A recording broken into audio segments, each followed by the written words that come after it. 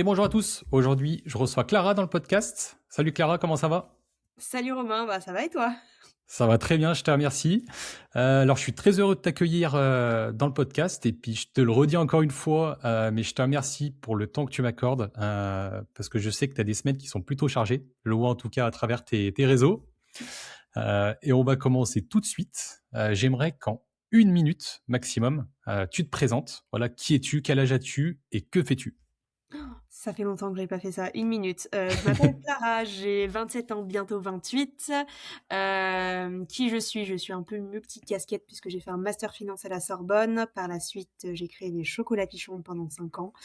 Ensuite, voilà, ça a pris de l'ampleur entre guillemets. J'ai ouvert 2 boutiques à Paris. Je me suis rendu compte que le management, ce n'était pas pour moi, donc j'ai fermé les boutiques. Et au lieu de partir 6 mois à l'étranger, je me suis dit, je vais faire un Ironman, je vais documenter ça sur les réseaux, une vidéo par jour. Et c'est là que je me suis rendu compte qu'en fait, on pouvait vivre des réseaux derrière et en fait vivre du sport. Donc c'était génial. Et donc là, ça fait 2 ans que j'ai posté ma première vidéo sur les réseaux. J'ai continué le chocolat Pichon, mais là, je suis en train de revendre les chocolats Pichon. Et Ok. depuis 1 an et demi, on développe Coacher, qui est une application de mise en relation de professionnels du sport et de sportifs, un petit peu le Doctolib du coaching. Donc, on cherche un coach, une salle, un studio, et Coacher met en relation les deux dans plus de 35 disciplines. Ça fait 1 minute pile. Eh ben écoute, au top, Voilà. on a respecté. Et puis t'inquiète pas, de toute façon, on va rentrer dans le vif du sujet à travers plusieurs parties. Mais voilà, ensuite, j'ai deux petites questions qui sont communes à chaque invité. J'aimerais que tu nous dises si tu as enfin une ou plusieurs personnes qui t'ont inspiré au cours de ta vie et pourquoi. Qui m'ont inspirée, je dirais mon papa. Ok, Mon papa, il est dans l'entrepreneuriat, mais très solo entrepreneur. Enfin, il a une entreprise de gravure et par ok, son travail, enfin, il était pas forcément là quand on était jeune, mais il travaillait beaucoup, beaucoup. Donc cette valeur travail, je pense qu'il me l'a pas mal transmise. Et après, en termes de, je pense que c'est mon principal pilier, mon papa. Voilà.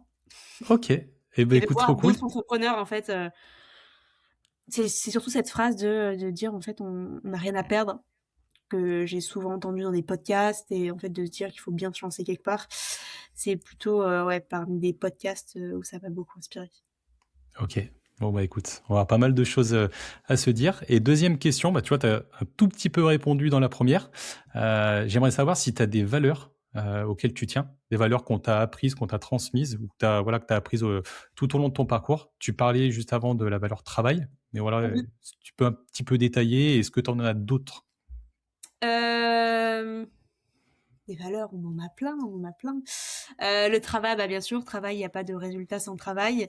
La persévérance, parce que dans l'entrepreneuriat, je dirais que un projet sur 10 fonctionne réellement. Et je montre que ce qui a marché.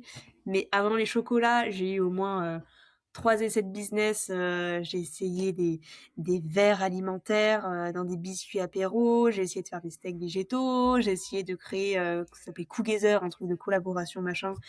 Et du coup après j'ai fait les chocolats. Pendant les chocolats, j'ai fait du MLM, j'ai fait du SMMA, j'ai fait du dropshipping. Ok. Quoi, bah, ça allait pas avec mes valeurs, et du coup je me disais, mais en fait Clara, tu vas là où il y a de la lumière, mais en fait tu te concentres pas sur les chocolats Pichon. Mais en même temps, je voyais que les chocolats, j'étais pas forcément ultra à ma place non plus. Voilà, donc je pense que sur les 10 projets, on peut dire que celui qui a réellement beaucoup marché, c'est celui de la création de contenu, parce que c'est un projet en tant que tel.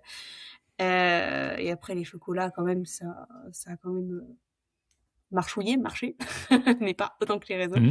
Ok. Donc ouais, je dirais cette valeur persévérance, et de se dire voilà, c'est pas parce qu'en fait je lance un projet que toute ma vie entrepreneuriale est terminée. Je vais lancer d'autres choses, je vais avoir d'autres idées en fait dans toute ma vie. Et Chocolat Pichon, c'est pas mon dernier projet, Coacher, c'est pas mon dernier projet, et je vais en lancer plein d'autres dans ma vie, j'en suis certaine. Et voilà, qu'est-ce que je pourrais donner comme autre valeur? Travail, persévérance et l'honnêteté. Je pense que ça paye toujours d'être Ok. honnête et d'être soi-même. Et parfois, on se fait entre guillemets niquer par certaines personnes, mais c'est des personnes qui sont pas gentilles, tout simplement. Et moi, je promeus la gentillesse et l'authenticité. Et parfois, voilà, il y a des gens qui te mettent un couteau dans le dos. Au moins, tu sais que tu ne peux pas travailler avec ces personnes. Donc voilà. Eh ben écoute, je te rejoins sur cette dernière valeur. Trop bien. Et après, dernière question avant qu'on en arrive sur ton parcours entrepreneurial. Et pareil, tu as commencé à en parler. Est-ce que tu peux nous décrire un petit peu ton parcours scolaire? Tu parlais d'un master 2, mais voilà, qu'est-ce que tu as fait avant? Voilà, qu'est-ce que tu as fait comme bac? Qu'est-ce que tu as fait avant? Et puis derrière, on partira un petit peu sur l'entrepreneuriat. J'ai fait un bac ES. De base, la Ouais, seconde, c'était très compliqué pour moi. J'étais un petit peu crise d'ado, tout ça, à faire un petit peu n'importe quoi. Mais j'avais des très bonnes facilités en mathématiques. J'ai eu 20 au bac de maths. C'était ma plus grande force. d'accord. Et du coup, en seconde, j'avais été refusée en S. Non, refusée en ES, mais acceptée en S parce que j'avais des bons résultats en maths. Ok. Et au final, j'ai fait 2 semaines en S et j'ai dit non, mais en fait, je veux pas rester en S, je veux aller en ES. Et du coup, après, j'ai été acceptée en S. Donc, en fait, des bases, voilà, si jamais on vous refuse dans une filière, allez dans la filière, après, reforcez auprès de l'enseignant principal et ça passera. Donc, j'ai fait un bac ES. Voilà. Après, j'ai fait un DUT GEA. Donc, c'était DUT. Maintenant, c'est un BUT, donc Bachelor universitaire et technologique. Mais moi, c'était en 2 ans à l'université Lyon 2. Très, très bonne école. C'était en alternance. C'est pour ça que j'ai choisi. Alternance à partir de la 2e année, où j'ai atterri dans une société suisse qui s'appelait Bobst, qui s'appelle toujours Bobst, qui est une excellente entreprise. Vraiment, si je pense j'avais fait les 5 années là-bas, je me serais jamais lancée dans l'entrepreneuriat parce que c'est incroyable. Après, j'ai fait une licence à l'IAE Lyon, Université Lyon 3, du coup.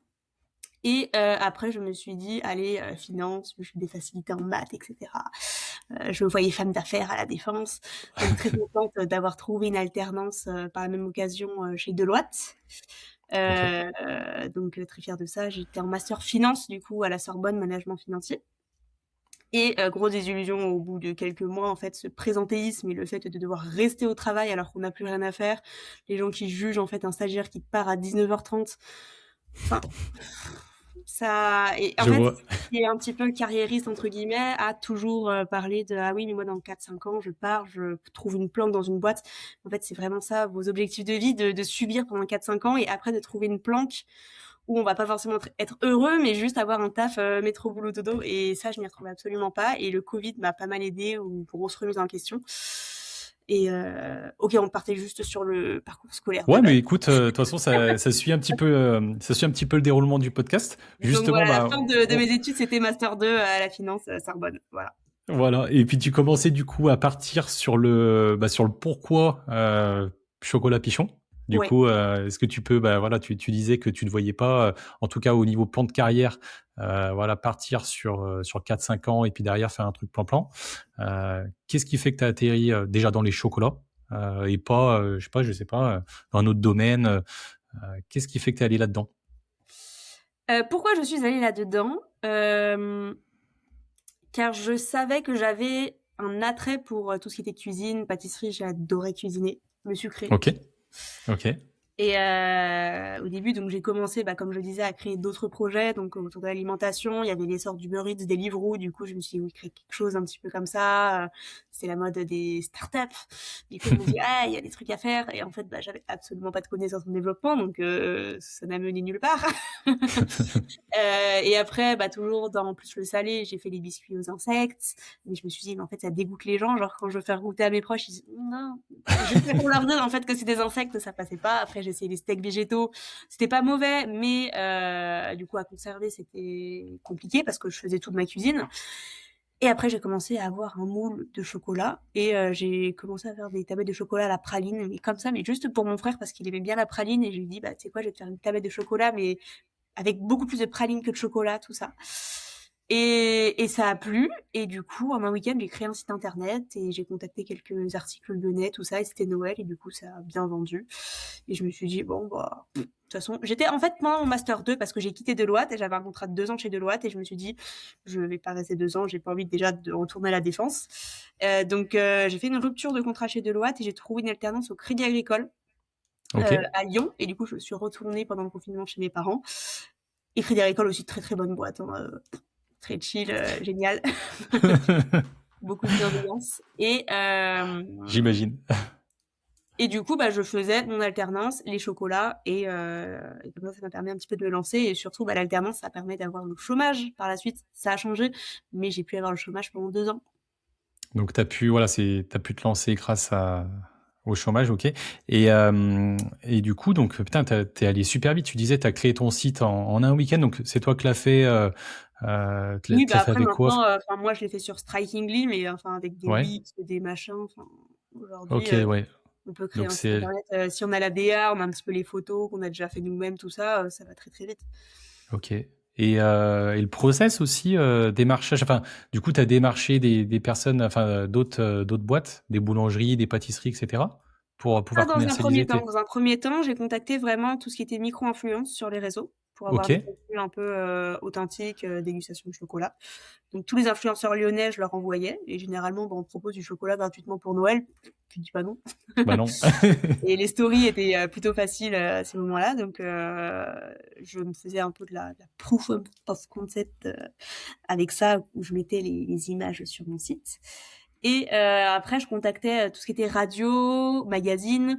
Je leur envoyais juste mes chocolats avec une petite histoire de moi. Voilà, je m'appelle Clara, je suis en master. Après une dépression, j'ai décidé de me lancer. Et voilà, vous goûtez mes chocolats et si ça vous plaît, j'en serais ravie. Et généralement, ils m'ont tous répondu pour m'inviter, soit sur plateau, soit en faisant un article gratuitement. Donc voilà. OK, trop bien. Et donc au début, tu vendais en ligne? Non, c'est ça? Que en ligne, que sur mon Qu'en site. Et après, oui, les 2 premières semaines, vu que ça faisait un petit peu de com, j'ai été contactée par une épicerie fine lyonnaise, du coup, qui m'a OK. bien aidée, qui est maintenant fermée, parce que là, elle a subi les manifestations dans Lyon, le confinement, tout ça, donc c'était pas forcément la bonne période pour se lancer. Et c'est là où je me suis dit, ah, mais ça intéresse, les gens sont plutôt contents, donc il y a des choses à faire. Et mais après, le gros du B2B, c'est plus arrivé en 2022 sur des plateformes comme Fair Wholesale et Encore Store, où en fait les plateformes prennent 15% de frais de commission et par contre ils prennent tout ce qui est frais de port en charge. Et sur ces OK. plateformes, moi j'ai énormément de boutiques à l'international. Ça va être Épicerie Fine, Cavavin, Concept Store. Et du coup, quand c'est aux États-Unis, ils te passent une commande de 500 € et qu'il y a 200 € de frais de port, t'es très content qu'ils te prennent que 15%. Tu m'étonnes. C'est ça. Et après, ils te prennent que 10% sur les commandes répétées et j'avais beaucoup de boutiques aux États-Unis qui me recommandaient. Donc voilà. OK. Donc ouais, tu as démarré chez toi et puis après derrière, tu as pris des locaux, tu as pris peut-être J'ai du pris des locaux, matériel. ouais, à Pierre-Bénite, qui y sont toujours, mais plus pour très longtemps. Et voilà, je faisais aussi beaucoup les salons de chocolat de Paris, de Lyon, c'était très fatigant. Et puis voilà. OK. Et ben écoute, trop bien. Et voilà, j'ai encore deux trois petites questions par rapport à Pichon Chocolat. Qu'est-ce qui a été le plus dur, pour la mise en place? Je sais pas, les produits, tu sais, les recettes, les ventes, la production, enfin comment ça s'est passé? Ou même la charge mentale, hein, quelque chose, dont on parle pas forcément, mais C'est plus le après qui était OK. compliqué. Parce que moi, tout ce qui est de 0 à 1, j'adore. J'adore quand Ouais. il faut faire plein de trucs créatifs, il faut passer à l'action où vraiment tu sais que t'as plein de trucs à faire et tu les fais un peu brouillon, mais c'est pas grave et ça sert dans tous les cas. Et c'est plus la partie, au bout de 3-4 ans d'activité où je me suis dit, en fait, c'est quoi maintenant que j'ai les recettes, maintenant que j'ai la DA, maintenant que faut juste augmenter la base clientèle et faire plus de chiffre d'affaires et recruter plus et ça m'intéresse pas. Et c'est là où ça a été le plus compliqué de me remettre en question et de me dire, en fait, qu'est-ce que je veux vraiment? Je sais pas. Fais un Ironman. Donc rien à voir, ouais. Donc, j'allais te demander aussi, qu'est-ce que ça t'a appris sur toi-même? Là, à travers ce que tu dis, voilà, ça t'a appris qu'au final, c'est quelque chose qui te plaisait au démarrage, mais après plus forcément.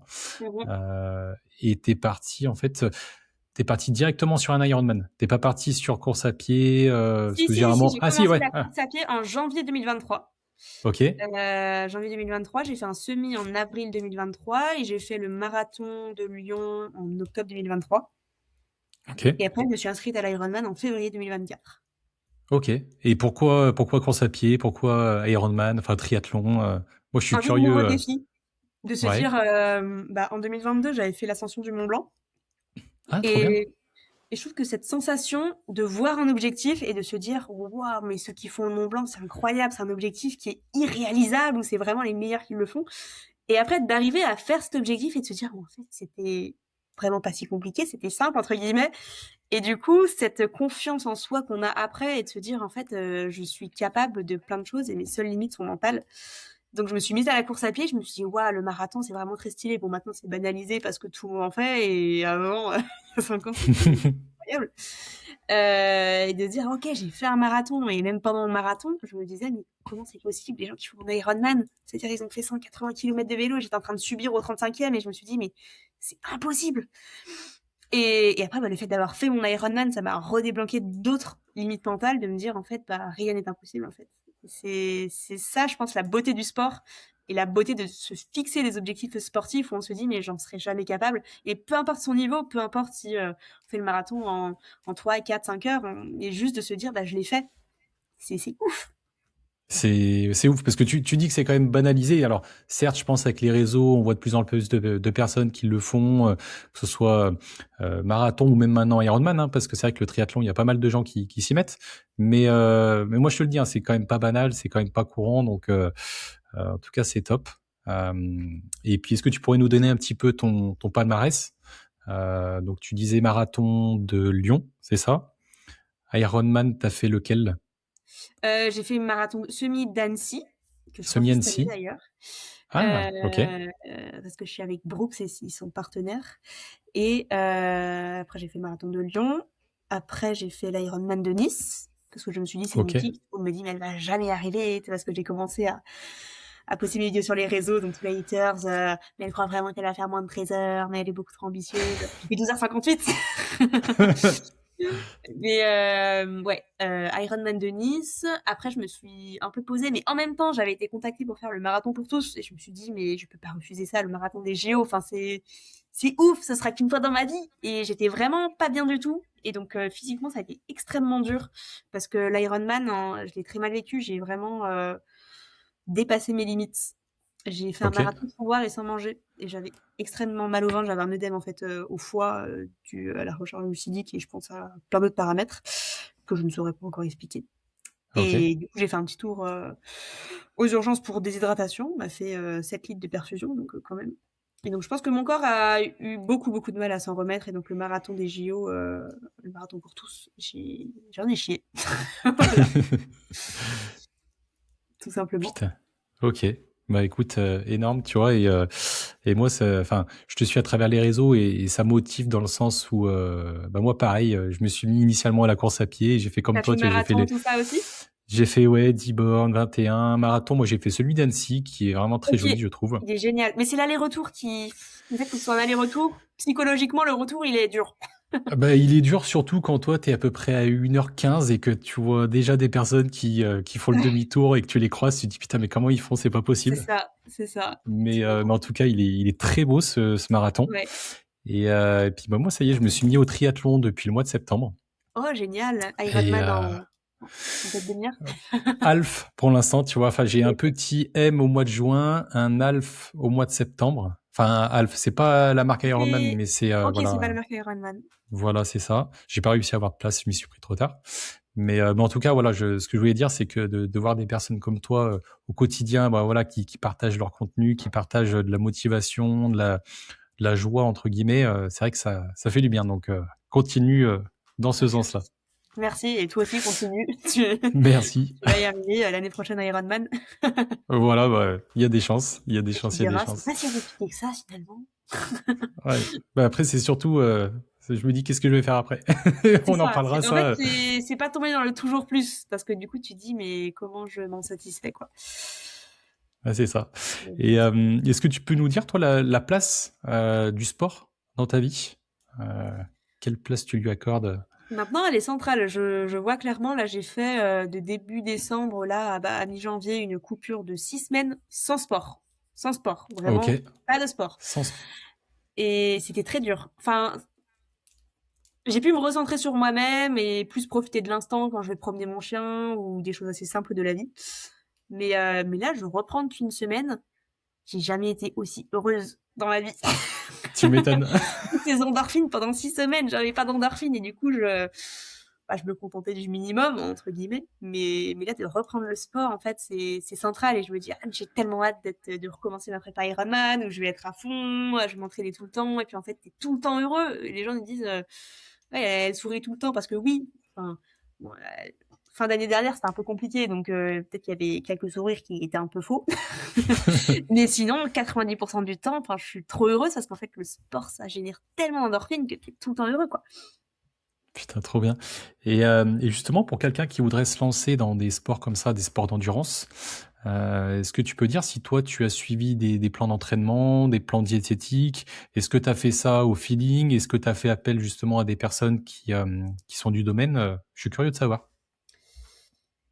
Pour mon premier Ironman, non.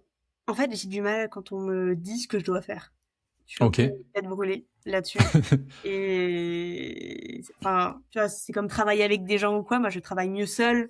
Je trouve que c'est une perte de temps ou d'échanger ou quoi. Et quand on me dit, bah, tu dois faire cette séance, et bah, du coup, je trouve ça beaucoup plus dur que si, en fait, je me la fais moi-même dans ma tête. Alors oui, du coup, c'est pas optimisé et je progresse pas. Clairement, j'ai pas beaucoup progressé depuis 2 ans. Mais en fait, c'est ma vision du sport, c'est la vision plaisir où bah là j'ai envie de courir plus vite, bah là je cours plus vite. Si j'ai envie de faire 2 séances intensives 2 jours d'affilée, bah je le fais. Et je le fais un petit peu à la sensation. L'année dernière, j'ai pris un coach. Euh, C'était très cool. J'ai vu que j'ai beaucoup progressé sur la partie vélo du coup.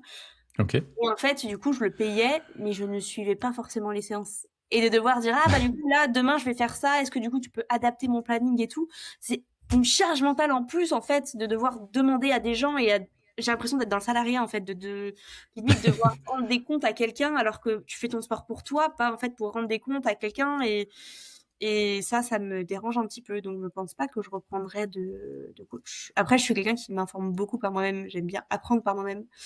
OK. En cours, j'écoutais rien, jamais rien.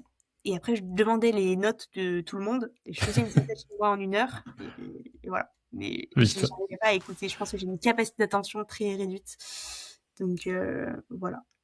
Non, mais trop bien. Bah, tu vois, tu as répondu un petit peu à une de mes questions. C'était est-ce que tu fonctionnes plutôt, voilà, on va dire, structure ou à l'instinct? Donc là, c'est plus à l'instinct, à la sensation. Mmh. Donc, OK. Et tu viens chercher quoi, en fait, dans ces disciplines? Que ce soit, bah, de toute façon, que ce soit le vélo, que ce soit la course à pied, ou même la natation, Pas la natation. La Pas la natation. natation, c'est Mais dur. en fait, avoir du temps pour soi, c'est bête, mais les gens me disent: «Mais tu prends jamais du temps pour toi ou tu te reposes jamais». Mais en fait, pour moi, mon «repos» entre guillemets où je coupe le cerveau, bah, ça va être ces moments-là. OK. Moins les moments Donc où je filme tout le temps parce que les gens me disent: «Ah, t'es toujours avec ton téléphone». Oui, ça peut être une charge mentale. Parfois, j'ai envie de partager des choses à vélo. Maintenant, j'ai plus un format vlogging où parfois je me dis: «Ah, là, j'ai envie juste d'écouter la musique». Mais je me dis: «Bah, aussi, Clara, maintenant, tu es créatrice de contenu aussi, donc tu dois aussi raconter ta sortie. Ce que tu penses dans ta tête, tu dois aussi te filmer en le disant, tu vois?» Mais c'est pour ça que je filme pas non plus toutes mes sorties parce que je pense que voilà, le sport, ça me permet d'avoir un temps pour moi, de déconnecter tout ça et c'est vital, quoi. exactement. Et est-ce que tu trouves un rapport entre ces différents sports et l'entrepreneuriat? Ah bah totalement, la persévérance, la discipline, le fait, qu'on faut pas se mettre, d'objectifs, inatteignables parce que tout est atteignable, selon notre préparation, notre motivation et les moyens qu'on y met, quoi. OK. Et tu parlais donc, des moments un petit peu où tu avais moins de motivation? C'était l'année dernière, c'est ça, hein, Parce que j'ai beaucoup enchaîné les courses, Ouais. j'ai eu des choses pas folles dans ma vie non plus. Petite Mmh. séparation et voilà, 2-3 trucs à droite à gauche, où je me réfugiais, je pense, dans le sport pour oublier un peu toutes ces sensations et après la Saint-Élion, vraiment, j'ai tout lâché. Même avant la Saint-Élion. En fait, le mois de novembre, c'était horrible. Grosse dépression, mois de ouais, fin octobre, novembre, c'était très, très, très, très dur. J'avais plus envie de rien faire et typiquement pour la Saint-Élion, 2 semaines avant, bah, je courais plus. J'avais OK. plus envie de faire du sport et je me suis dit: «Bah, tu sais quoi? La prépa, de toute façon, je l'ai pendant toute l'année et je ferai la Saint-Élion en rando-course, quoi». Donc ouais, la motivation est pas tout le temps là. Fin d'année, après, beaucoup de gens non plus, mais du coup, ils font forcément moins de sport aussi sur la fin d'année. Et moi, j'ai pas forcément fait moins de sport. Novembre, j'ai fait les championnats Ironman championnat du monde Ironman 70.3 à Marbella, où en fait, OK. bah, du coup, j'avais l'impression, bah, de pas honorer ce dossard parce que déjà j'étais arrivée, c'est sous forme de classification, donc en fait j'étais dans les dernières de ma catégorie, j'ai accepté le dossard et j'ai pas suivi de prépa, j'avais pas nagé depuis 6 mois, j'avais pas suivi de prépa spécifique et je me confrontais aux meilleurs et j'arrivais comme ça comme une fleur, pas entraînée, absolument KO et absolument avec aucune envie de faire du sport. Du coup, j'avais cette sensation en fait de pas faire honneur et d'être là, mais je sais pas trop pourquoi. Et après la Saint-Élion, je l'ai faite et j'y allais en reculant parce que j'étais vraiment très très fatiguée et je l'ai fait avec Continental. Ok. Et du coup, j'étais obligée d'y aller. En fait, quand tu y vas avec des marques, tu peux pas déshonorer parce que tu as signé le contrat, tout ça. Et en fait, a posteriori, c'était l'une des plus belles courses de ma vie parce que je l'ai fait avec ma copine Caro, alias depuis que je cours. Et on a rigolé, enfin, ça a renforcé notre amitié, vraiment. On a passé une course, on a mis 12 heures et au final, ça a pas passé, quoi. Trop bien. Trop bien. Et tu parles de natation. Alors pour ceux qui connaissent pas le triathlon, on a toujours, enfin, en tout cas, c'est mon ressenti, on a toujours un sport où on est un peu moins motivé. Et, Généralement, c'est la natation. et voilà, en fait, moi j'ai l'impression que pour tout le monde, c'est la natation, surtout là en hiver, parce qu'en hiver, donc il fait froid dehors, t'arrives dans la piscine, il fait froid. Maintenant, il baisse la température de l'eau pour tout ce qui est économie d'énergie, etc. Donc t'as froid dans l'eau, t'as froid en sortant de la piscine. Après, t'as froid quand tu vas dans ta voiture. Donc souvent, c'est pas la motivation qui nous porte quand on va à la piscine, c'est la discipline. Je voulais savoir ce que tu fais, toi, pour essayer de muscler un petit peu cette discipline, euh, notamment pour la natation, mais aussi pour d'autres choses. Alors, j'ai pas trop eu la discipline de la natation cette année. Parce qu'en fait, quand tu relativises et tu te dis, au final, les plus mauvais, bon, moi, je fais partie des plus mauvaises en natation, hein, Mhm. je suis dans le dernier quart, quoi, sur Ok. les classements. Je mets sur Ironman 1h20. 1h20, les meilleurs des meilleurs, tu vois, mettre 40 minutes. C'est vraiment les meilleurs des meilleurs. Vraiment, si je m'entraînais à Mhm. fond, allez, je mettrais 1 heure. C'est-à-dire Ok.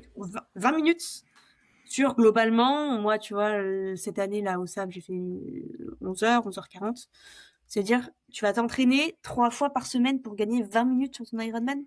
Enfin, ce temps-là, moi, je préfère le mettre sur du vélo où si tu progresses vraiment, tu peux très vite gagner 30 minutes, 45 minutes très Oui. facilement et un sport surtout plaisir, où tu prends du plaisir. Parce que la natation, vraiment, je dis, en fait, non, je ne prends pas de plaisir. Donc, j'ai préféré délaisser ça et là, je m'entraînais, allez, 1 à 2 fois par mois pour un pas Ironman. Ok. Très peu. En fait, je m'étais déjà prouvé les choses. Comme je disais tout à l'heure, où tu fais quelque chose que tu pensais être impossible. Donc, je m'entraînais et je me disais, mais 3 minutes de natation, c'est impossible pour l'Ironman, comment je vais faire? Je les ai faits et j'ai même trouvé ça simple. Je me suis dit, bah, c'était easy. Bon, j'avais fait un meilleur temps en natation. Non, j'ai fait un meilleur temps au Sable d'Olonne qu'à Nice. Mais après, au Sable d'Olonne, il y avait un canal avec un peu de courant, donc je pense que ça m'a un peu porté. Ok. Mais du coup, voilà, je suis très un peu ratio, tu vois, toujours un peu entrepreneuriat, finance, maths. Pareil à Quel est le l'école choix le aussi. plus stratégique? Stratégiquement, je préfère le vélo et en plus, du coup, ça me fera gagner plus de temps sur mon Ironman et bah, let's go sur le vélo. Du coup, la discipline sur la natation, je ne l'ai pas forcément forgée cette année. Après, la discipline en général, euh, alors dans le sport, je l'avais sur mon Ironman au début, sur mon premier Ironman, mais Sur là, le en fait, ça premier, oui. devient une routine où, en fait, je sais que j'en ai besoin psychologiquement, mentalement, et tout ce qui va avec. Sinon, je suis pas bien. Donc, en fait, ça va de soi et c'est même plus de la discipline, c'est j'en ai besoin pour être bien et c'est pas dans une optique forcément de progresser. Parce qu'en fait, je me dis, bah, oui, enfin, on veut tous progresser et en même temps, à quoi bon progresser? Parce que du coup, tu seras jamais satisfait de ton résultat. Parce que tu voudras toujours plus. Donc en fait, je me dis, ça va s'arrêter où? Enfin, C'est ça. pour moi, Jamais. l'Ironman, c'était une barre, donc c'est une barre, mais ok, tu fais un marathon en moins de 3 heures, bah maintenant, je vais le faire en 2h30, bah maintenant, je vais le faire en 2h20. Et en fait, du coup, tu seras jamais satisfait de toi-même. Enfin, tu es satisfait de toi-même quand tu atteins cet objectif, mais une fois que tu l'as atteint, tu t'en refixes un autre. Mais après, C'est ça va ça. dans l'évolution et de la performance, etc. Mais peut-être un jour, je serai dans cette optique de performance, parce que du coup, j'aurais, entre guillemets, fait tous les objectifs plus de course que j'ai. Mais pour le moment, je suis plus dans le sport plaisir. Et surtout, je vois que c'est le sport plaisir qui plaît à ma communauté sur les réseaux. Et qu'en fait, si je commencerais à parler de VMA, de fréquence cardiaque et tout ce qui va avec, bah, ils se diraient: «Bah, je vais aller suivre, un C'est athlète pro, ça. quoi». C'est quoi la VMA? Qu'est-ce qu'elle raconte? C'est ça, alors que là, bah, ils sont contents. Juste, en fait, la moitié de mes messages, c'est, «Merci, grâce à toi, je me suis mise au vélo, je me suis mise à la course à pied» et en fait, c'est mon but. C'est pas forcément de me dire: «Ouais, grâce à toi, j'ai gagné, 1 kilomètre sur la VMA» et ça, je m'en fous. Donc si je peux juste mettre des gens au sport et qu'ils voient, en fait, que le vélo, c'est accessible à tout le monde, que tout le monde peut courir, que, entre guillemets, «tout le monde peut faire, des triathlons», tout ça, bah, let's go, quoi. Eh ben, écoute, trop bien et du coup, ton ou tes prochains objectifs, sportifs, qu'est-ce que tu as en tête là sur les on va dire sur les 6 prochains mois, 6-8 prochains mois? 6-8 prochains mois. OK, je peux Ouais, spoiler. 6-8 prochains mois, semi-marathon d'Annecy. Donc je retourne sur la toute ouais, donc première ça course tu que j'ai fait. Il faut que je recommence à courir. Je n'ai pas recommencé à courir là depuis décembre. Heu et ça arrive dans 2 mois la course, donc il faut que je me bouge. Après le semi-marathon d'Annecy, je me suis inscrite à l'Ironman d'Aix-en-Provence, le 70.3. OK. Parce qu'en fait, j'avais peur que les dossards partent. Donc je les ai pris. Mais j'ai pas trop réfléchi parce que l'année dernière, du coup, j'ai trop enchaîné les courses comme ça. Donc je me dis, est-ce que je le fais vraiment? Donc potentiellement, vous verrez une story de Clara Péchon qui dira, je vais mon dossard. Parce qu'en fait, j'enchaîne avec l'Ironman de Tours le 14 juin. Donc du coup, ça fait un peu moins d'un mois entre les deux. Ah ça fait ouais, c'est un peu serré quand même, ouais. OK. Et j'ai fait ça l'année dernière et du coup, bah, franchement, je pense que c'était l'une des courses où j'étais le plus satisfaite de mon temps sur l'Ironman d'Aix. Mais du coup, j'étais moins mentalement disponible pour l'Ironman des Sables, où j'avais moins cette niaque, tout ça sur le marathon. Alors que vraiment, à l'Ironman de Nice, c'était ma seule course sur les 8 derniers mois. Et j'avais une niaque que je n'ai jamais eue dans ma vie. Donc je sais pas si je ferai Aix, mais en tout cas, je ferai l'Ironman de Tours. De Tours, ouais, OK. Ensuite, je vais faire avec une amie un duo étoilé au marathon du Mont Blanc, donc ça c'est course plaisir. Trop bien. Après, j'étais en discussion aussi tout à l'heure avec la Spartan Race pour faire une petite course Spartan. J'ai très envie d'essayer à Morzine, là, début juillet. Je ne suis pas encore inscrite, mais on va voir. Après, l'étape du Tour de France homme, je ne pense pas. C'est selon mon niveau. Et si j'ai progressé, peut-être que je m'y tenterai. Parce que l'année dernière, je l'ai fait. Il y avait 4500 de D+. C'était extrêmement dur. Et là, il y en a 5004. 5004 et en distance, ça fait combien à peu près? Ah là, en plus, il y en a plus. Il y a 170, 180. D'accord, ah oui. Donc c'est un gros morceau. Donc si je vois vraiment en mai que j'ai progressé de malade en vélo et que je m'en sens capable, oui. Mais sinon, non. Et je resterai juste sur l'étape du Tour de France femmes. Et après en août, du coup, étape du Tour de France femmes. Peut-être une petite course UTMB. À voir. Mais d'un côté, je suis un peu mitigée sur cet aspect influenceur. Enfin, l'année dernière, il y avait vraiment cette sensation où c'était la cour des influenceurs. D'accord. Et ce regroupement un peu. Donc, je suis mitigée, j'ai pas envie de donner de cette image. Et en même temps, bah, en fait, c'est des dossards qui sont pas donnés à tout le monde. C'est des dossards presse, en fait, ce que des marques ont, qui peuvent donner à leurs employés, à des gens. Et en fait, si nous, on les refuse, et ben, en fait, c'est des dossards perdus. C'est ce que les gens ne comprennent pas. Et du coup, j'hésite OK. sur cette course. Au fond, je pense que je vais quand même la faire parce que c'est quand même une course à faire. Et puis, tant pis les haters, voilà. Mais voilà, j'ai un petit peu de réflexion là-dessus. Après, début septembre, je fais l'ascension du Mont Blanc avec un petit groupe de créateurs de contenu. Mais je Trop fais bien. sur 2 jours.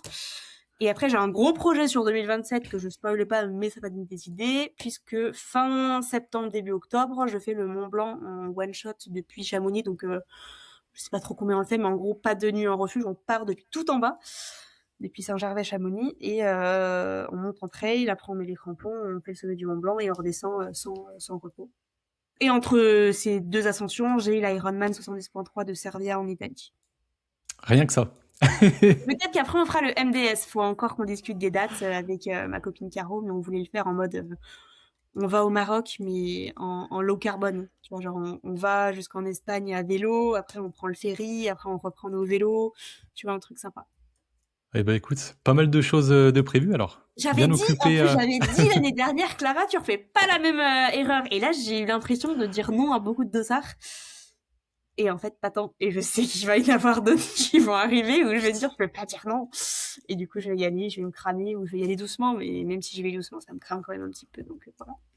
Eh ben écoute, ça va être trop bien. Et tu vois, j'ai une petite question moi, à titre perso. Le Mont Blanc, t'as fait comment la première fois que tu l'as fait? T'es passé par un tour opérateur, par guide? Je suis Alors, curieux. on était un Ok, groupe de plusieurs personnes. Je sais pas si tu connais avec des créateurs de contenu. Il y avait Tristan de Feuillet, il y avait ouais, Bodytype, tout ça. ok. Du coup, je l'ai fait en même temps qu'eux, puisque mon ex était ami avec eux, et donc c'est là aussi que je les ai rencontrés. J'étais la seule nana dans un groupe de 12 mecs. C'était très stressant. Mais Tu m'étonnes. du coup, on avait un tarif de groupe. On est passé par un organisme qui s'appelait Odyssée Montagne. Euh, Ça coûtait assez cher parce que nous, on a fait aussi 24 heures avant où on a fait une acclimatation où on a dormi au refuge Torino, qui est en Italie. Et après, on a fait la Vallée Blanche pour en fait acclimater le corps à de la haute altitude. Et donc, on avait payé un peu plus cher, mais on a dû payer 1 800, c'est location du matériel inclus. Sachant que le prix aussi varie si tu es seul par guide ou deux par guide, parce que du coup, par cordée, ça divise par deux le prix du Ok. guide. Moi, tu vois, c'est pas entre guillemets si cher que ça parce que moi euh, en gros, j'étais inscrit pour le faire une première fois et je Ouais. crois qu'en termes de tarifs, on était autour de 1003, 1004, Mm. quelque chose comme ça. Et nous, bah, pas de bol, le guide nous a appelé, je crois que c'était 36 heures avant. Le temps était pas favorable. Il nous a dit, écoutez, on a Ah, très peu de chances d'arriver au sommet et si on arrive au sommet, on verra rien du tout. Qu'est-ce oh qu'on fait? non. Donc du coup, on a décidé d'annuler. Et Et dans l'année ces cas-là, suivante. du coup, il y a une partie annulation, ils te remboursent tout ou pas du tout? Oui, oui. Je crois qu'on a dû laisser peut-être 100 balles chacun, quelque chose comme ça. Donc, Ça tu va. vois, après, voilà, Et c'est donc là, surtout tu l'as bien qu'on, reprogrammé. eh ben, on l'a reprogrammé l'année. Donc, ça, c'était en 2023. Attends, on était quelle année? C'était en 2024. Ok. Donc, annulé. On a gardé contact avec le guide. On a reprogrammé ça, pardon, en 2025. Sauf que 2025, tout début d'année, le guide nous a dit qu'il y avait eu un souci au niveau des réservations du refuge et Ouais. que c'était un peu le bazar, qu'ils auraient pas dû ouvrir les places de suite et en fait ils avaient ouvert et c'était le bazar. Et en fait on a cherché à avoir des places et après ils donnaient plus de son, plus d'image. Donc on s'est fait une raison. On s'est dit 2 fois d'affilée. Parce que pour janvier, là, si t'as pas booké en janvier, c'est mort, tu fais pas le Mont Voilà. Donc on s'est dit 2 fois, tant pis, on a fait autre chose. Donc la première année, bah tu vois, en objectif sportif, j'ai un copain, on s'éclate bien. On a fait, tu connais le principe de la course, c'est le dernier homme debout. C'est des C'est boucles. Claquer, non? Ouais, c'est ça, ouais, exactement. Ouais, tu fais une boucle de 7 bornes. Ouais. Et en Qui fait, vient les bah fêtes. on s'est voilà. En fait, on était un peu dépité. Je crois que c'était le vendredi quand le guide nous a appelé. Je lui dis bah écoute, viens quand même chez moi le samedi ou le dimanche là. Et en fait, on s'est fait ça pour le fun. En solo, du Et coup? Non, en c'était en... solo, ouais, en fait, on a posé une table avec tous les ravitaux devant chez moi. Ah, Et génial. puis, et puis ma chérie, du coup, mettait un peu au micro-ondes un petit peu avant qu'on arrive, etc. Et puis voilà, on a fait. Alors moi, j'ai fait, je crois, 7 boucles et lui 10 boucles. Et ce qui est marrant, c'est qu'en plus, on Mais s'entraînait surtout pas quand du t'as tout pas pour la course à pied. l'émulation de l'événement avec d'autres participants pour tirer la bourre, tout ça, ça doit être Ouais, dur. ouais, C'est ouais, comme ceux qui courent un marathon tout seul, quoi. Enfin, moi, je marche. oui, c'est vrai, T'as pas cet engouement, quoi. c'est Ah, ça. 7 boucles, du coup, t'as fait, ouais, plus qu'un marathon, t'as fait presque 50 bornes. Bah, c'est ça, ouais, un marathon. Et puis mon copain, enfin mon pote, lui, il a fait 70 bornes. Et puis cette année, qu'est-ce qu'on a fait? Bon, cette année, on a fait une nuit en refuge. Mais voilà, Cool. juste en rando. Mais tu vois, j'étais curieux de savoir parce que c'est vrai que c'est un peu, j'ai l'impression que c'est un peu opaque tout ce système. Donc j'étais juste curieux. Mais en tout cas, trop trop bien. Voilà. Et et puis maintenant, si tu veux, on va partir sur la partie réseaux sociaux et puis du coup Coacher App, qui est ton nouveau projet. Ouais. Déjà la partie réseaux sociaux, en fait initialement tu partageais ton quotidien.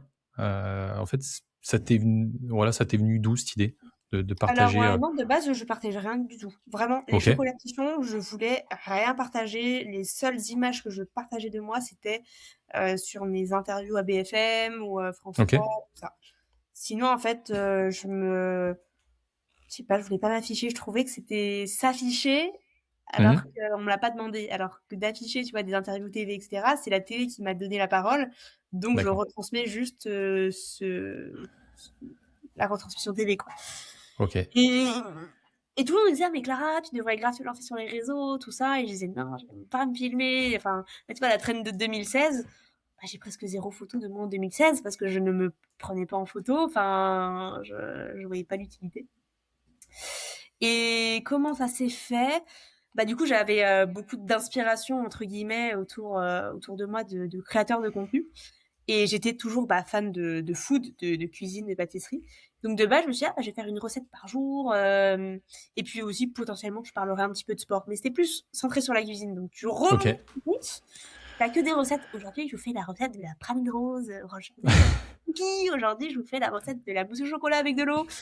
Et je me suis dit, mais en fait, sur chaque recette, c'est une vidéo. Donc du coup, Ok. en termes de contenu de tournage, tu peux pas réutiliser tes vidéos en mettant un petit POV ou quoi, enfin, ou du moins ça intéresse un peu moins les gens.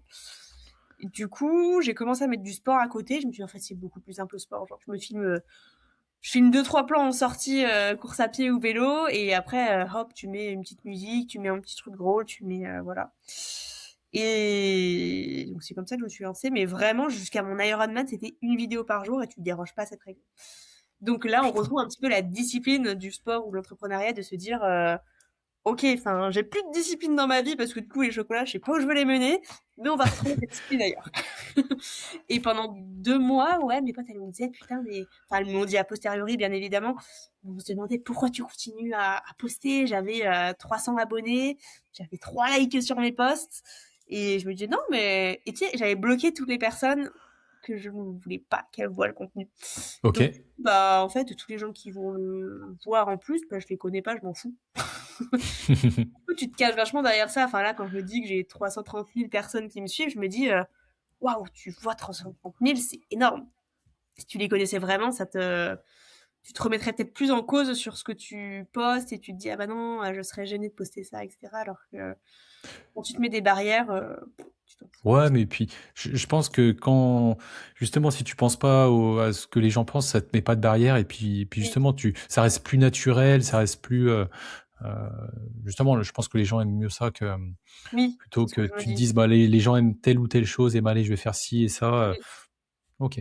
Et du coup on va dire le développement de tes réseaux, comment ça s'est fait? Est-ce que ça a pété ou est-ce que ça s'est fait progressivement? Ouais, non, ça a pété d'un coup. Ok. Bah justement, pendant 2 mois, vraiment, je postais mes vidéos, j'avais pas de vues dessus, et je me disais, c'est pas grave. Si j'ai 1000 abonnés pour mon Ironman, franchement, ce serait génial. Et au final, le jour de mon Ironman, j'en avais 130 000. Ah ouais, d'accord.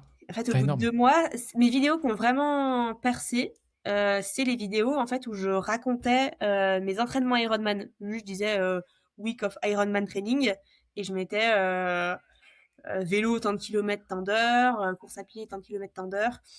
Et je prenais ouais, de 10 à 17 000 abonnés par vidéo. Putain, c'est Donc ça énorme. allait entre... Ouais, pendant 3 mois, je prenais entre 5 000 et 2 000 abonnés par jour. Putain, énorme. Et comment tu fais justement en postant comme ça tous les jours pour avoir des idées en fait en continu? Ça, c'est dur, ça, c'est le sujet. Là, je suis dedans, là, et comme j'ai pas fait de sport pendant 6 semaines, je me suis dit, Clara, si t'arrêtes le sport, t'as plus de contenu, t'es morte. Donc, je postais que des photos.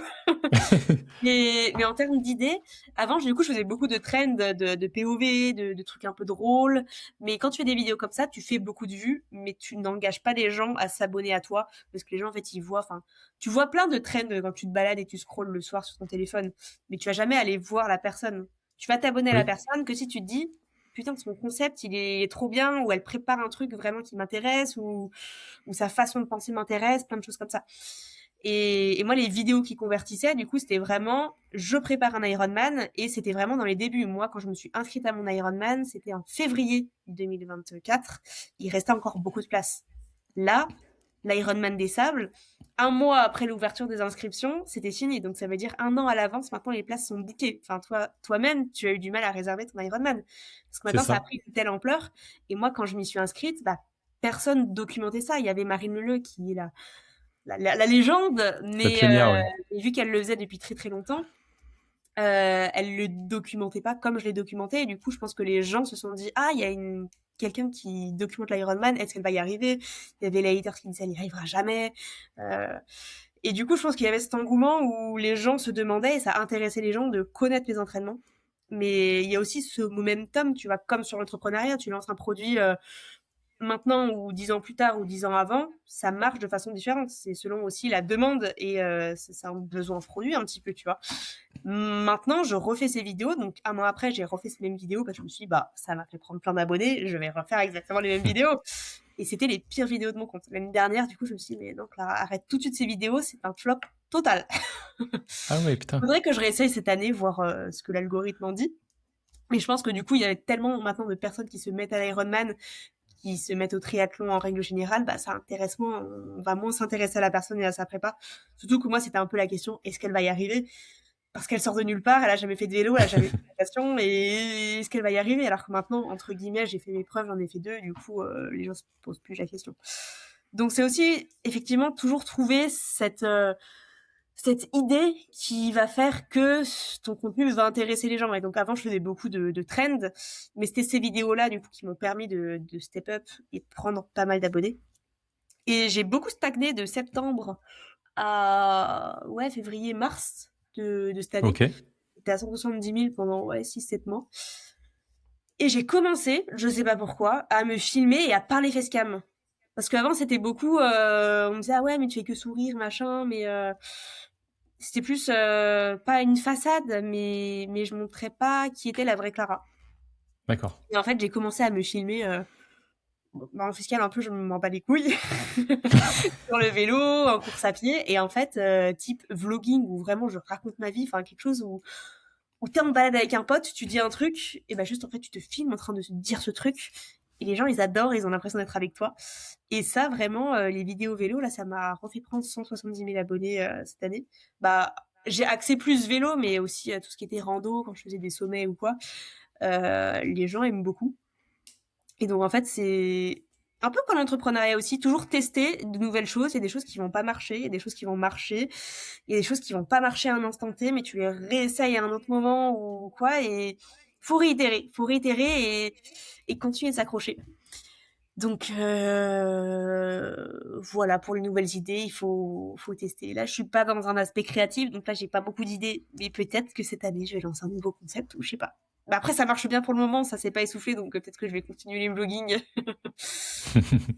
Et puis, ouais, je pense qu'il marche bien aussi, c'est de une, la régularité. C'est vrai que voilà, si tu postes régulièrement, bah voilà, ça, de toute façon, tu as régulièrement des vues, régulièrement des personnes qui viennent s'intéresser à ton profil. Et puis derrière, le côté authentique. T'es Oui. authentique, t'es honnête avec ta commune, donc c'est ce qui marche. Et pour toi, à partir donc pour revenir un petit peu, on va dire sur le côté plus entrepreneurial et les gens qui souhaiteraient éventuellement se lancer dans les réseaux, à partir de combien de personnes, enfin de followers, tu penses qu'on peut commencer à monétiser son contenu? Alors moi, je suis Toi, pas tu le as bon commencé. exemple, parce que du coup, j'ai commencé très très tard. J'ai commencé à ma première collab quand j'avais 140 000 abonnés. C'était avec un outil de comptabilité, Clémentine. Ok, Et après, ma première collab en agence plus orientée sport, c'était avec Brooks, qui me suit aujourd'hui, donc ils sont revenus. Donc j'avais 170 000 abonnés. En fait, j'ai tellement pris vite que j'étais pas dans les radars des marques au début. Et moi, vraiment, je créais ça juste pour le délire, un peu comme je disais, une année sabbatique où voilà, je prends du temps pour créer du contenu, mais je cherchais pas à gagner ma vie avec ça. Mais j'ai des amis, du coup, qui sont dans la création de contenu. Et ouais, je dirais à partir de 20 000, 15-20 ouais, 000, 20 tu 000. peux commencer Ok, à avoir des petits montants. À en vivre, à partir de 30 000, si t'es là depuis un an et que t'as 30 000 depuis un an, tu commences à être sous les radars des marques, etc. Et je pense que tu peux avoir quand même des bonnes collabs. À 30 000, j'ai des amis qui arrivent à signer à 1 000 euros le réel, des choses comme ça. Donc ça commence à être un petit peu intéressant. Après, t'as aussi ok, la monétisation TikTok. Facebook s'est mis à la monétisation depuis très peu. Donc ça, c'est très ok, intéressant. Mais après, tu peux aussi gagner un petit peu avec TikTok si t'as du contenu un peu niche et qui parle à très peu de gens et qui perce, ça paye bien aussi. ok. Et comment ça se passe pour quelqu'un qui est totalement novice? C'est quoi? C'est les marques qui te contactent? Après, derrière, comment tu fais le tri dans tout ce qu'on va te proposer? Ça se fait quoi? Là, tu parlais de réels, mais du coup, ça se fait via des réels, des stories, etc. Tu peux En fait, nous, tu nous vas en dire un avoir petit un peu kit plus? média. Donc soit tu es Ouais. en agence, soit tu es pas en agence. Moi, j'ai commencé en agence parce que du coup, le Mont Blanc, je l'avais fait avec un ami qui est à l'agence Beyond Media. Ok. Et du coup, en fait, ça allait de soi. Je venais d'exploser sur les réseaux, je savais pas comment ça fonctionnait, donc je suis rentrée en agence. Et en fait, très vite, je me suis dit, mais moi, en fait, j'ai envie de parler aux marques, j'ai envie de négocier. Et en fait, juste le travail de, entre guillemets, répondre aux mails, bah, c'est quelque chose que je peux faire. Maintenant, je connais un petit peu mes tarifs, je vois un petit peu les tournures des mails à utiliser. Et donc, je suis restée 6 mois en agence et après, je suis partie. Donc là, je suis toute seule et j'adore. Et d'ailleurs, ça me fait plaisir parce que quand je vois les marques, elles me disent oh, mais t'es l'une des personnes qui répond le plus vite parce que bah, j'ai toujours sur mon téléphone. Il y a un mail, ok, je réponds au tac au tac. Donc, je suis seule. Je reçois. J'ai jamais fait de prospection. C'est toujours les Ok. marques Qui sont venus, ouais. qui sont venues vers moi. Après, on refuse quand même beaucoup de collabs. Enfin, tout simplement quand c'est pas avec le secteur ou C'est ce que j'allais dire, ouais. Comment tu fais le tri, en fait, c'est déjà le secteur et puis peut-être aussi les marques. Est-ce que tu es attaché, je sais pas, à l'image que dégage la marque, enfin, ce genre de choses. Parce que c'est vrai qu'on a vu de tout un petit peu sur les réseaux sociaux, toi. Toi, alors c'est quoi ton, ça ton a point de bugué un vue? petit peu, je suis désolée. Ah ouais, pas de souci. Non, je disais, toi, c'est euh, justement par rapport aux opportunités qu'on te propose, comment tu fais le tri en dehors du fait que c'est pas trop en rapport avec ce que tu fais. Derrière, si on vient de voir justement que c'est lié au sport, comment tu dis oui, comment tu dis non, comment ça se passe? Bah, tu réfléchis à comment tu pourrais l'intégrer naturellement dans ton contenu si c'est une marque que tu aimes, mais que du coup tu c'est pas du sport directement, tu vois, je pense à potentiellement des ordinateurs ou des voitures, des choses comme ça. Comment tu arrives à l'intégrer naturellement dans ton contenu, mais Ok. en le reliant à ton sport, si c'est des marques que tu apprécies. Après, moi, il y a des marques de nutrition. Maintenant, je suis avec NutriPure. Mais avant qu'ils m'ont contacté, qu'ils me proposaient des très beaux billets. Et en fait, j'ai écouté, je me suis dit, bah non, j'aime pas. Donc, j'ai refusé des belles sommes, juste en fait, j'aimais pas les produits. Ou après, on s'adapte avec la marque. Je pensais avec une marque qui essayait de négocier le tarif et qui me disait, non, mais en plus, tu vas pouvoir faire un tour en hélicoptère pour le Tour de France. Et il fallait mettre en avant des aspects écologiques, tout ça dans les réels en même temps.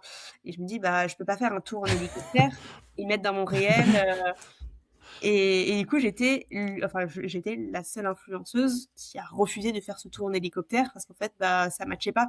Je, je prends presque jamais l'avion. Bon, là, je l'ai pris à Marbella et là, j'ai des événements à droite à gauche. Mais avant, je prenais très rarement l'avion. Et je me sens très très mal quand je prends l'avion. Et là-dessus, enfin, je mange pas de viande et tout. Donc, j'ai un rapport écologique où je fais très attention. Et jamais je vais faire une photo de hublot ou enfin, j'essaie de faire très attention avec ma communauté, donc même quand j'accepte des collabs, j'essaye que le brief ou que ça colle avec mes valeurs, comme on disait tout à l'heure, ou que ce soit quand même assez cohérent. Voilà. Après, Ok. ça peut parfois ne pas être cohérent. Tu reçois des messages, ah ouais, tu fais trop de collabs, ou ah, tu fais de la pub pour machin, je me désabonne. Bah écoute, désabonne-toi. Salut. Pas de Ok. soucis. Et du coup, pour clore cette partie réseaux sociaux, qu'est-ce que tu donnerais comme conseil à quelqu'un qui veut se lancer, qui démarre tout juste et De qui persévérer. souhaiterait en vivre ou en tout cas qui souhaiterait en tirer des revenus? De se lancer, déjà de ne pas avoir peur du regard des autres. Parce qu'on se dit souvent, ouais, mais qu'est-ce que machin, mes collègues de boulot vont penser. Tu les bloques. Tu crées un nouveau compte et tu les bloques. Ok. Tu as peur et du moment où tu as pris assez d'abonnés où tu dis je suis légitime, tu les débloques.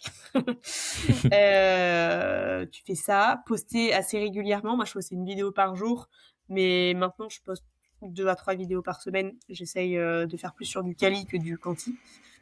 Qu'est-ce que je pourrais donner d'autre bah, le regard des autres.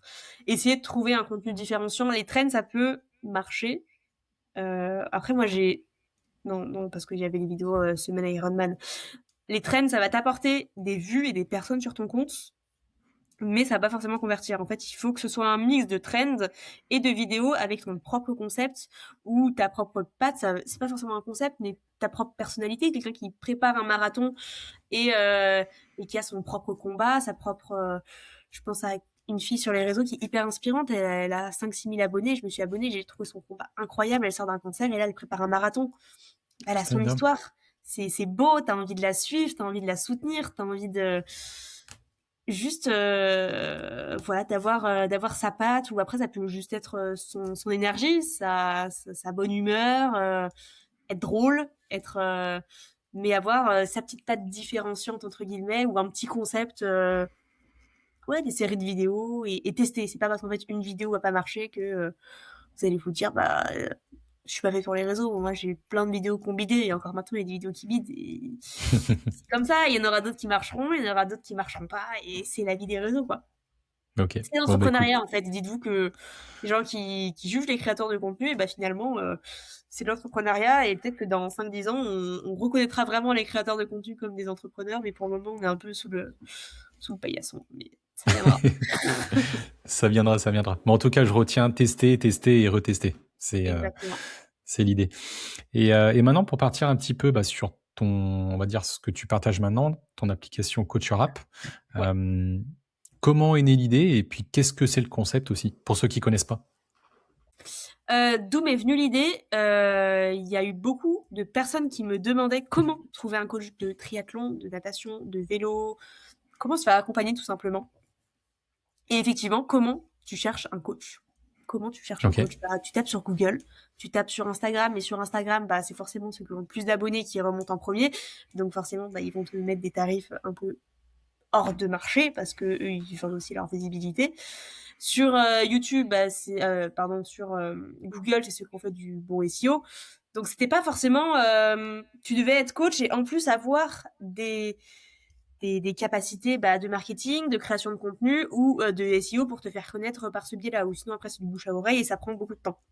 Ok. Et du coup on s'est dit pourquoi ne pas créer un Doctolib du coaching, tout simplement, où les coachs s'inscrivent. Donc ça permet aux coachs d'avoir, je dis coach, mais c'est les professionnels du sport au sens large. Je pense qu'il y a aussi les salles, les studios, les complexes sportifs plus largement. Mais ils veulent plus de visibilité, ils se mettent sur la plateforme, ça touche plus de personnes. Et les sportifs qui veulent être accompagnés dans différents sports, mais ça va du triathlon, donc running, vélo, natation, à la boxe, au paddle, au pilates, tous les Complet. sports sont référencés. Bon, du coup, là, on est en train de faire rentrer des coachs. Donc, même si vous écoutez le podcast, vous connaissez des coachs, n'hésitez pas à leur en parler. Là, on a 400 coachs de référencés. Ok. Donc, en fait, on avait 2000 intéressés. Ça fait 2 ans qu'on travaille dessus. Donc, maintenant, il faut tous les onboarder et tous les relancer. Et ça, c'est un peu plus compliqué. Donc, là, d'inscrire vraiment sur la plateforme est dispo, on a 400.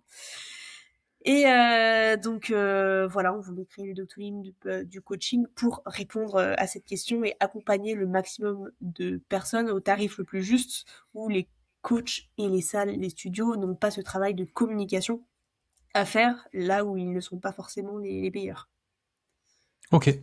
Parce que toi, donc, en termes de modèle économique, comment ça se passe? C'est les coachs qui te rémunèrent, c'est ça? Ou c'est les personnes qui veulent être coachées? Ou les Non, deux? uniquement les professionnels du sport, en tant que Ok. coach, pas le studio, qui vont payer. Là, on est en train de potentiellement changer le modèle. En fait, là, on est sur les débuts de l'appli. Là, l'appli commence enfin à être stylée et à bien marcher, parce que avant, c'était un petit peu compliqué. Avant, on pensait vraiment uniquement sur du système de forfait, exactement comme Doctolib. Doctolib, il paye 180 € par mois. Nous, on pensait un forfait autour de 30-40 € par mois sur du forfait. Tu payes pour être sur la plateforme. Mais là, on se dit, voilà, pour que les réservations commencent et que tous les coachs ne soient pas déçus, parce que tu as un coach qui paye 3 mois et il n'a pas de réservation, il va pas être satisfait, il va partir de la plateforme, alors que potentiellement, les sportifs arrivent et il va avoir une nouvelle réservation. Donc, ils aient le choix potentiellement de choisir entre les deux. Donc ça, on est en train de réfléchir un petit peu à ce modèle. Pour le moment, il y a une période de gratuité quand on s'inscrit sur l'application. Mais à partir de mars, là, ça va commencer à devenir payant. Mais donc voilà, le modèle économique, c'est plus vis-à-vis des professionnels du sport. Et après, les Ok. sportifs vont payer leur séance, où va y avoir un tout petit pourcentage, mais c'est les frais Stripe, donc c'est anecdotique. Ok. Et tu vois, ça rejoint ce que tu disais tout à l'heure, où il faut tester. Là, tu parlais en test, tu vois, c'est typiquement Forfait le cas. commission, tu vois du Planity, tu vois du Doctolib. c'est du forfait. Donc, Oui. pourquoi ils prennent du forfait? On le sait très bien, c'est parce que si tu mets de la commission, après la personne va vouloir passer en direct avec son client et du coup, bah, ça l'intéressera moins que son client réserve toutes les séances sur Coacher. Donc, nous, ça nous fait perdre aussi du chiffre d'affaires.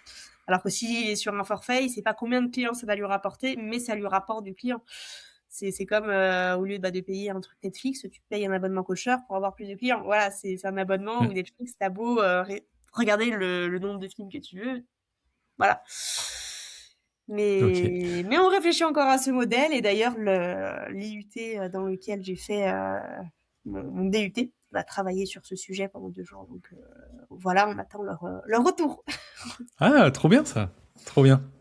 Ça peut permettre, bah, tu sais, d'avoir justement des idées j'allais dire des plus jeunes, bah, tu sais, en tout cas de personnes qui, voilà, qui ont une dizaine d'années de moins. Et je trouve le concept trop bien en tout cas. Ouais, même sur de l'interface, d'avoir des Mm. retours. Et bah moi, l'application, je la verrai plus comme ça, comme ça. Donc ils vont voir tout ça. Et même voilà, ceux qui écoutent le podcast, si vous voulez tester l'application, nous faire des retours, ou même si vous connaissez des coachs et des salles Carrément. et des studios, parce que faut pas se limiter aux coachs, parce qu'on fait pas que les coachs. Voilà. Bon, en tout cas, on en reparlera, mais je le partagerai de toute façon dans la description du podcast sur YouTube, etc. Où Merci beaucoup. je mettrai tes réseaux, je mettrai aussi l'application, etc. Il y a pas de souci. Super. Et justement, bah, quand on crée comme ça une application, enfin, comment tu te fais accompagner? Enfin, vous êtes une équipe de combien? Parce que, tu vois, pour moi voilà, qui est pas du tout du domaine, pour moi, ça me paraît lunaire, en fait, de créer une application. Tu te dis, putain, il y a du codage, ou il y a ci, ou il y a ça, comment ça marche? Comment tu fais, en fait, déjà pour créer une appli, pour t'entourer de personnes, qui ont les compétences? Comment tu trouves telle ou telle personne en te disant, bah, lui, tiens, il est bien, lui, il est pas bien? Comment tu fais? Ça, c'est pas mon job, tout simplement. OK. Avec les chocolats, j'ai appris en fait qu'on pouvait pas tout faire. Les chocolats, je voulais tout faire de A à Z et en fait, il y a des compétences que tu n'as pas où il faut déléguer. Mais même moi, déléguer, en fait, j'avais du mal à faire confiance. Et là, sur Coacher, on a vraiment mis les bases. On est 3 associés et OK. après, on a 3 commerciaux. Moi, du coup, j'ai une alternante qui est rattachée à moi parce que je gère la partie communication, partie marketing et partenariat. Et donc j'ai une alternante et après c'est que du développement. Et donc mon OK. associé gère toute la partie appli. Moi je ne veux pas m'entendre parler, ça ne me parle pas. Après je veux bien tester l'application, voilà, donner ce qui va pas sur ma propre image et imagination que j'ai de l'interface. Mais voilà, moi je gère pas cette partie-là, je gère la partie communication, réseau, tout ce que je sais faire finalement et tout ce que je sais pas faire, c'est pas moi qui fais. Management, j'ai vu qu'avec les chocolats, j'étais pas forcément une bonne manager. Donc voilà. Eh ben écoute, trop bien. Tu vois, ça rejoint pas mal de témoignages que j'ai eu de la part bah, du coup, d'investisseurs. Ok. Ça rejoint aussi mon témoignage à moi, dans le sens où moi, je me suis associé sur des projets immobiliers, en fait, avec des personnes qui avaient des compétences qui étaient complémentaires Ouais. aux miennes. Donc voilà, pas hésiter quand vous vous lancez dans un projet comme ça. C'est Si quoi vous comme avez projet des immobilier? Ah, moi, les projets immo, bah, c'est C'est juste des des appartements. SCI avec ta Ouais, holding et... Ok. exactement, ouais, c'est ça. Et en fait, où moi, on va dire mes compétences, moi, c'était plus le terrain, c'était plus la gestion au quotidien, les locataires, Airbnb, machin et compagnie.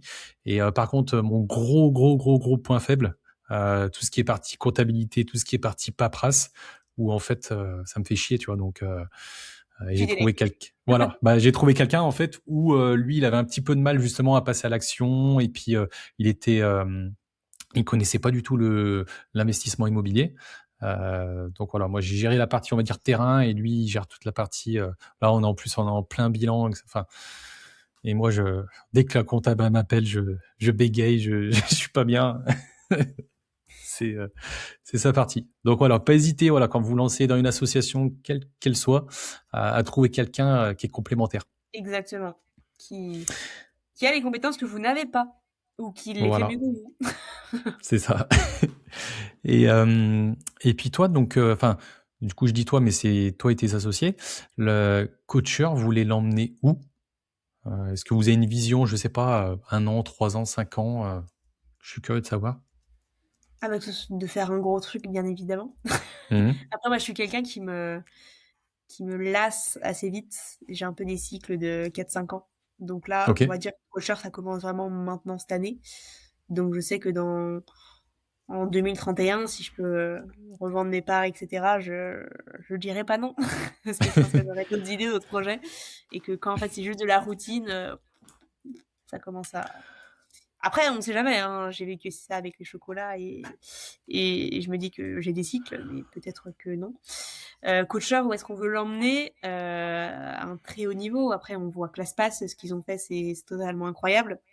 On se base un petit peu, pas exactement là-dessus, parce que c'est pas forcément la même chose, mais à cette dimension-là, ce serait incroyable. OK. Et qu'est-ce qui a été plus dur, enfin plus dur ou même moins dur que ton aventure, toi, avec les chocolats, là, dans Couture? Est-ce qu'il y a vraiment Qu'est-ce des est-ce qu'il y a vraiment eu des sujets où ça a été compliqué ou je sais pas, des erreurs ou des surprises, Bah, le chocolat, j'étais vraiment seule. Donc, en fait, je suis quelqu'un qui aime pas forcément communiquer. Et en fait, quand j'ai une idée, je fonce et je réfléchis pas trop, je communique pas trop avec les autres. Oui, d'ailleurs, j'avais créé, j'ai oublié ce business-là, tiens. Ouh là là. J'avais créé une société de Dark Kitchen avec une ancienne amie. Et en fait, OK. du coup, l'association n'a pas été fructueuse parce que justement, je suis quelqu'un de très impulsif et qui, qui consulte pas forcément avant de prendre ses décisions et qui fonce tête baissée.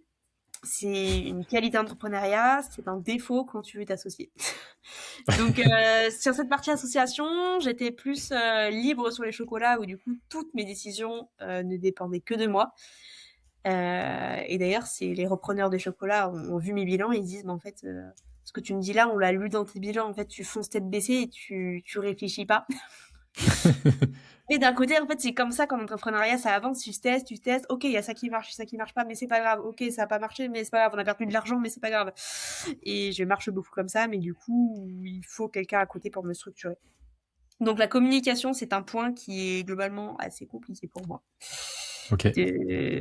Parce qu'en fait, j'ai l'impression qu'on n'avance pas si on communique. En fait, on communique, bah ok, toi tu penses ça, et toi tu penses quoi de ça? Fais! Si t'es pas d'accord, bah c'est pas grave. Mais non, du coup, faut quand même consulter. Mais ça, c'est un point qui est un peu plus compliqué pour moi. OK. Bon, bah, écoute, pas de souci et Voilà. puis pour, on va dire, clore cette partie, j'ai, encore 2 petites questions, sur la partie, on va dire réseau et cetera. Déjà, quid de Pichon? Tu disais que tu es en train de vendre, c'est ça, ouais? Ou Ouais, c'est bah, j'ai déjà eu la fait? réponse aujourd'hui. J'avais 2 propositions de reprise, heu, soit d'une très grosse chocolaterie, soit de 2 entrepreneurs qui voulaient, reprendre. Et en fait, l'aspect grosse chocolaterie, ils ont déjà des process, ils ont déjà tout. Donc en fait, ça me rassurait sur la partie production et sur la partie, bah, standardisation où je sais que ça perdra pas en qualité. Mais il y avait trop de contraintes administratives qui n'étaient pas possibles. Alors que sur les 2 autres entrepreneurs, je retrouve un peu ma fougue des débuts et je me dis en fait ça va de soi quoi. C'est peut-être qu'ils vont galérer un peu sur le début avec la production, mais bah moi j'ai galéré aussi. J'avais pas de diplôme, mes premiers chocolats ils étaient catastrophiques et bah voilà quoi. Mais mais je trouve que c'est beau de continuer une histoire avec des personnes qui ont plein d'idées et qui sont motivées. Donc voilà, c'est 2 entrepreneurs à Reims qui vont reprendre tout ça. Mais je vais continuer un petit peu à faire la partie communication, parce que forcément, enfin, ce que les 2 repreneurs m'ont dit, chocolat Pichon Comtois, ça a pas de sens. En fait, racheter une marque, qui n'a plus d'âme, c'est pas intéressant. Donc voilà, je vais rester juste sur les périodes un peu clés, donc ça va être Noël, Saint-Valentin, fête des mères, calendrier de l'Avent. Donc vous OK. entendrez encore parler des chocolats Pichon. C'est pas fini. C'est pas fini, je viendrai un peu les voir à Reims, tout ça. Mais voilà, ce sera plus moi qui vais faire le carton, les emballages, la production et tout ça, tout ça.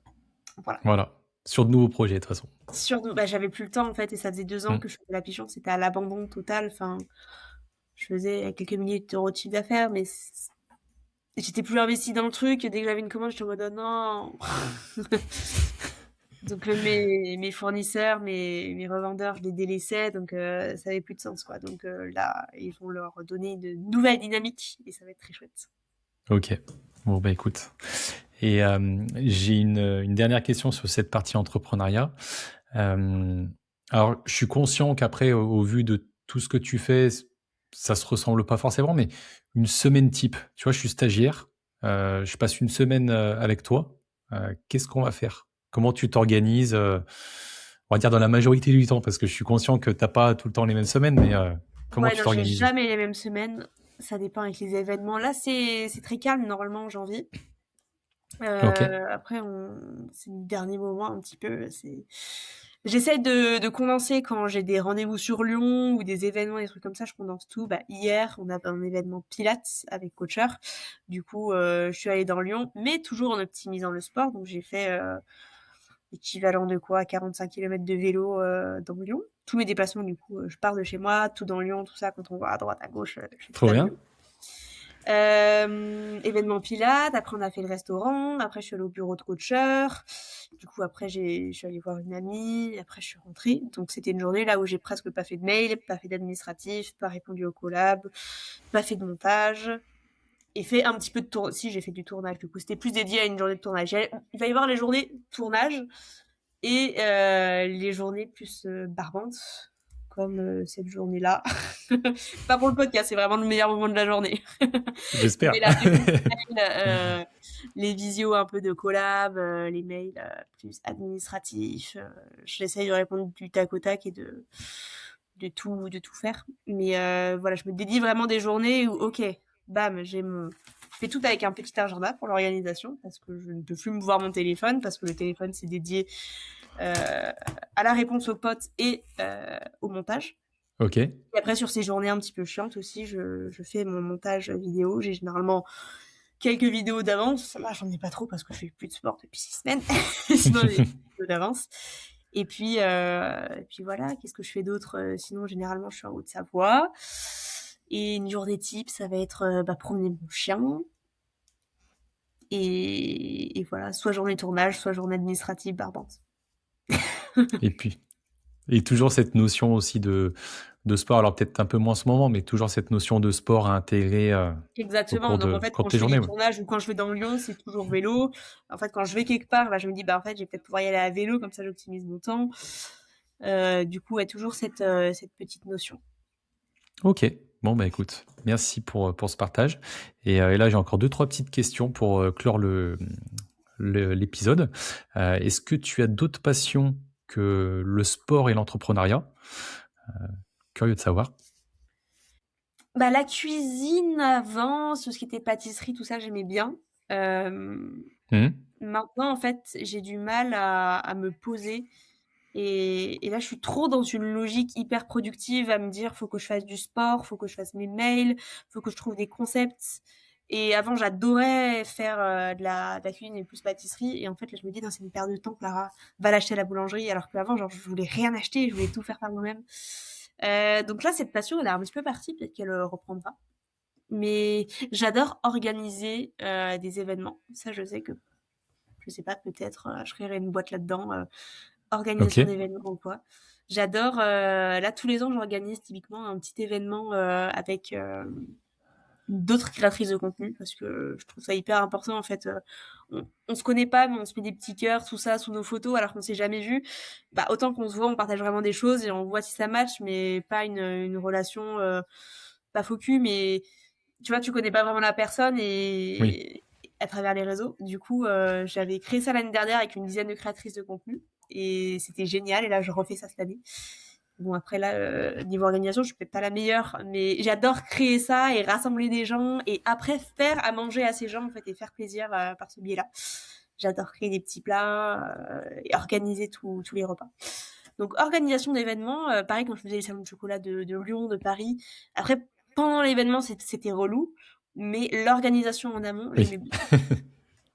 bien. Qu'est-ce que je peux aimer d'autre? Après, moi, je suis très cyclique. Quand j'étais à Paris, je m'étais mise au piano. Petite passion OK. piano. Là, je l'ai revendu parce que ça prenait de la place, ça prenait la poussière. Mais un jour, je m'achèterai un beau piano et je m'y remettrai.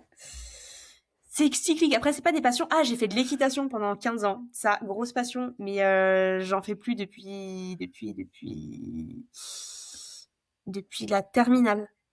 Depuis la Ok, terminale, donc j'avais 18 ans. Donc ça fait 10 ans. déjà.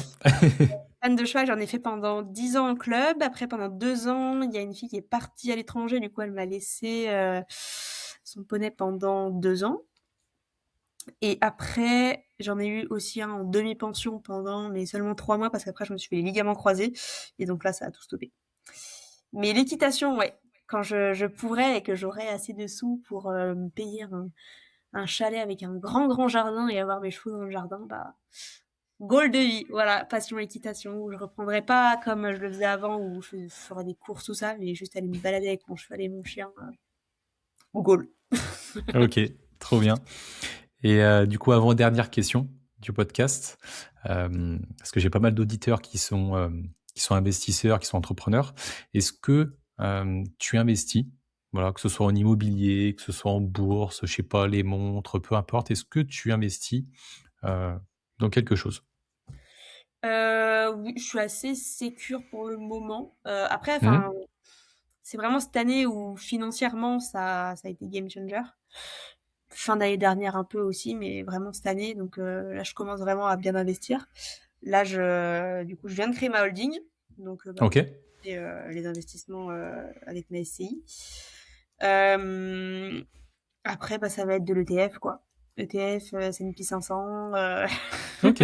Ouais, non, Assez mais sécure, j'aime pas trop les trucs trop variables.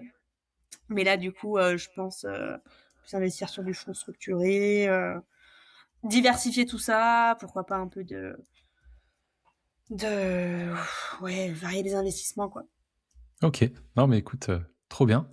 Et dernière question, attention. Pour toi, réussir sa vie, c'est quoi? Eh ben, c'est une réponse toute bête, mais c'est être heureuse. Mais c'est quoi le bonheur? Eh ben, je ne sais pas. Est-ce que le bonheur, ce n'est pas que des instants de bonheur où on est heureux? Et en même temps, je me dis peut-être pas, parce que là, ça fait 2 semaines que je suis perpétuellement heureuse, et ça ne m'est jamais arrivé. Donc je me dis, est-ce que finalement, c'est pas cette quête? Et pourtant, là, il y a des choses entre guillemets qui me manquent à ma vie, un copain, des enfants, ma maison parce que du coup je suis SDF. Je suis super heureuse, donc en fait est-ce que la société ne nous conditionne pas en fait à des réussites préétablies? Et en fait là je suis dans un instant de bonheur, et est-ce que ça va durer? Bah il y a forcément des moments où ça va redescendre, mais être heureuse la plupart du temps. Ok. Voilà, la plupart du temps, parce que je pense pas qu'on peut être heureuse. Enfin, heureux toute sa vie, non. Ouais, le bonheur, qu'est-ce que c'est le bonheur? En fait, c'est une question très très large, parce que forcément, j'ai perdu mon chien, bah j'étais triste, donc c'est des choses en fait qui arrivent dans la vie, donc tu peux pas être tout le temps heureux, mais mais avoir le plus de moments de bonheur dans ma vie, je pense que c'est ça la réussite. Ok. Bon, bah écoute, en tout cas, je te remercie pour ton partage, Clara. Merci beaucoup Romain pour cet échange, et ce fut un plaisir. Merci.